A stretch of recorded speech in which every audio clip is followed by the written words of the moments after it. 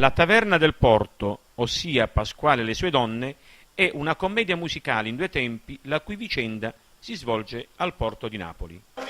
Pasquale, personaggio eminente del quartiere, amato e sospirato da tutte le donne ed invidiato dagli uomini, controlla tutta l'attività portuale. È solito frequentare una taverna che affaccia sul porto, gestita da una sua vecchia fiamma di nome Assunta, che spera ancora di rientrare nelle sue grazie. Altro personaggio della vicenda è Raffaele, proprietario di una barca da pesca, sottomesso da Pasquale, ma in continuo rivaleggiare con lui nel tentativo di privilegiare anche nei confronti delle donne. Nel porto si aggira Fraschita, una zingara spagnola che si guadagna da vivere con espedienti vari e che spera di entrare nelle grazie di Pasquale.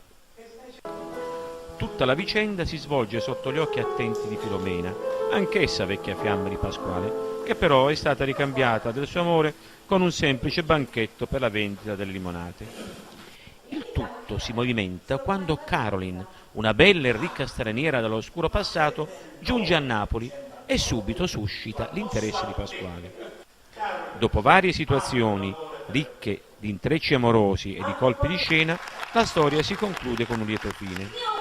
La vicenda, comunque, è un pretesto per proporre nel corso dello spettacolo tantissimi brani musicali tratti dal repertorio classico napoletano, internazionale ed operettista.